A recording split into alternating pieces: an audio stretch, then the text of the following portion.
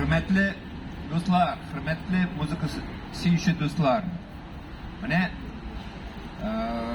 Рашид Вагаповны яшлик, шне шахтанук радиода тыңлап үскән идек. Татар җырлары иртән концерт буладыр. Менә аның җырлаган җырлары әлегедә истә. Шин абруйлы җырчы буларак, ул безнең халык иҗатында зур эз калдырган. Менә бүген дә менә бик матур көн, җаңгырда җавап китте. Яңадан кыяш чыкты. Бәхетле булыйк, хөрмәтле дуслар. Һәммәсе дә безнең татар иҗаты мәңге яшәсен, татар җыры мәңге яшәсен.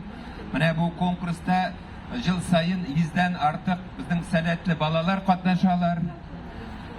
Мәсәлән, менә зур рәхмәтне әйтмәкче идем безнең Рифат Ахметович Фаттаховка, шундый ничек дип әйтим инде, җанын биреп эшли торган кеше, үзе уйлап чыгарды, үзе башкарып дәвам итә, уңышлар теләгәннәр, сау сәламәтлек,